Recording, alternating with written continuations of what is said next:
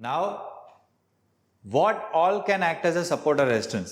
Okay, support and resistance तो हम समझ गए, लेकिन कौन से पॉइंट्स है जो सपोर्ट एंड रेजिस्टेंस की तरह काम कर सकते हैं?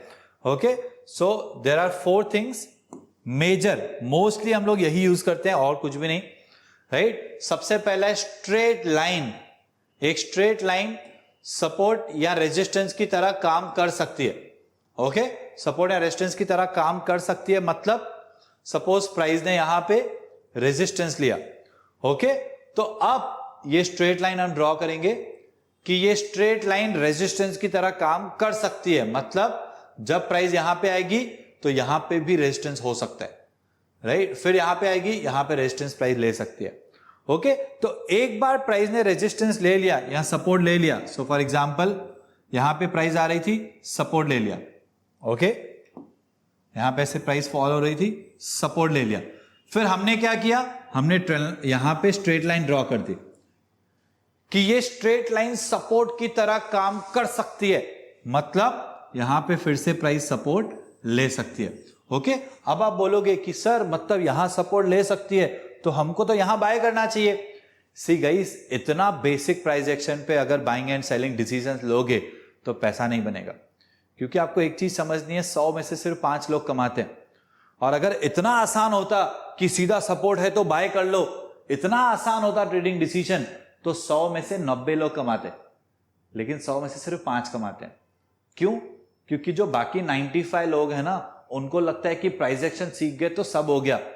वो लोग फिर यहां पे सपोर्ट लेगी प्राइस तो यहां पे बाय कर लेते हैं, फिर पैसे लॉस करते हैं। ओके, सो प्लीज अंडरस्टैंड, ये कॉन्सेप्ट्स हम ओवरऑल सब साथ में यूज करेंगे। ये जो भी नॉलेज यूज करिए, जो भी नॉलेज है, सारे नॉलेज को इकट्ठा ओवरऑल चार्ट रीडिंग में यूज करना है, राइट? एक एक कॉन्सेप्ट के बेसिस पे कभी भी ट्रेडिंग डिसीजन नहीं होता है। ये ओवरऑल आपको प्राइस एक्शन सीखना है, ये सब साथ में चार्ट रीडिंग करेंगे तब जाके पैसा बनता है। Okay, fine. सो ये आपको क्लियर है, सपोर्ट स्ट्रेट लाइन, वैसे ही सपोर्ट या रेजिस्टेंस एक ट्रेंड लाइन भी हो सकती है।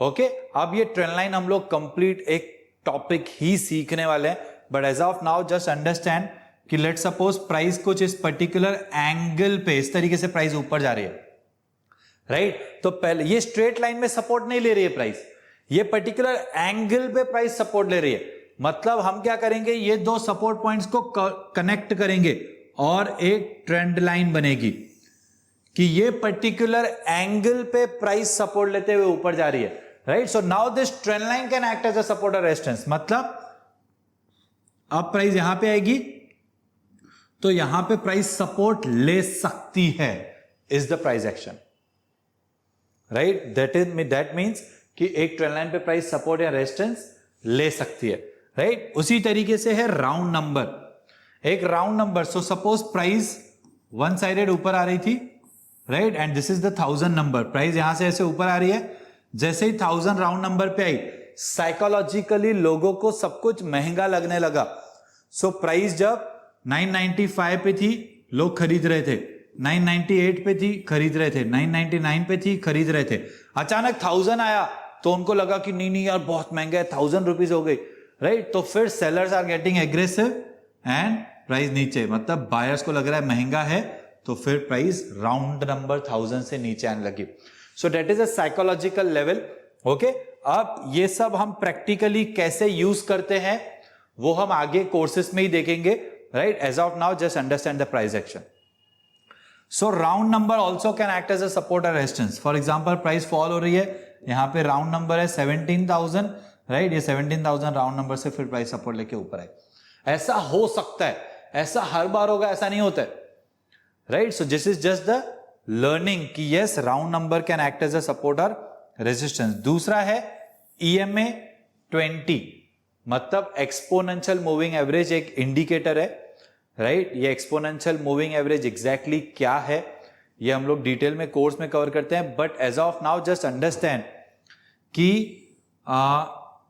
एक्सपोनेंशियल मूविंग एवरेज एक मैथमेटिकल फॉर्मूला है, राइट? जिससे बेसिस पे हमको यह समझ में आता है कि इंस्टीट्यूशंस के लिए क्या बेस्ट एवरेज प्राइस है, राइट। सो ईएमए कुछ इस तरीके से लेट सपोज प्लॉटेड हो रहा है, अभी मैं आपको प्रैक्टिकली भी दिखाऊंगा।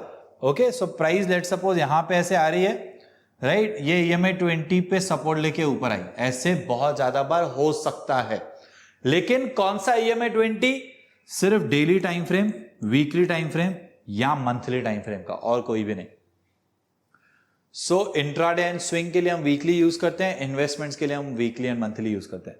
इंट्राडे एंड स्विंग्स के लिए हम डेली यूज करते हैं, ठीक है। एंड स्विंग ट्रेड्स के लिए एंड इंट्राडे ट्रेड्स के लिए daily time frame, and short term investment, long term investments के लिए वीकली एंड मंथली ईएमए 20 का देखते हैं कि बेस्ट एवरेज प्राइस है कि नहीं।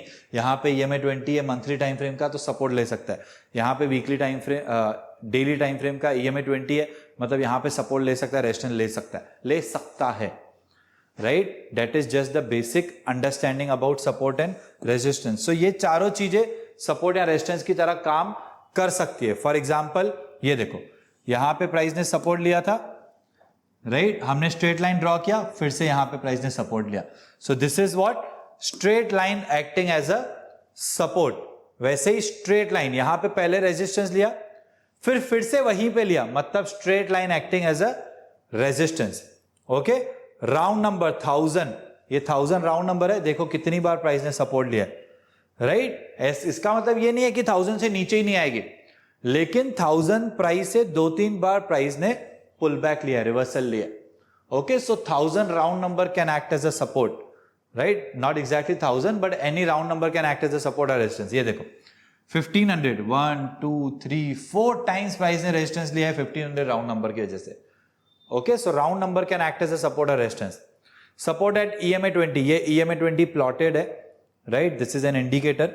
यहां पे देखो प्राइस ने सपोर्ट लिया, यहां पे देखो प्राइस ने सपोर्ट लिया, राइट। अगेन ईएमए 20 पे रेजिस्टेंस लिया।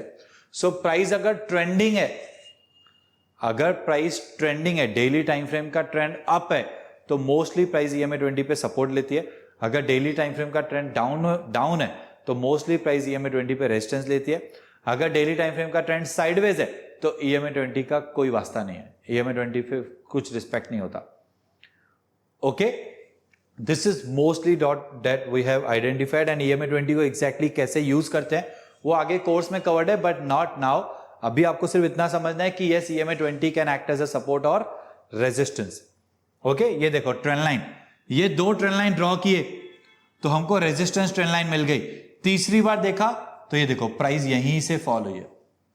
Okay, it means trend line acting as a resistance. Similarly यहां पे देखो प्राइस ने सपोर्ट लिया, यहां पे सपोर्ट लिया, ये 2 पॉइंट्स को कनेक्ट करके ट्रेंड लाइन बनाई, फिर देखो यहां पे तीसरी बार भी प्राइस ने सपोर्ट ले लिया, मतलब ये ट्रेंड लाइन सपोर्ट की तरह सच में काम कर रहा है। ओके,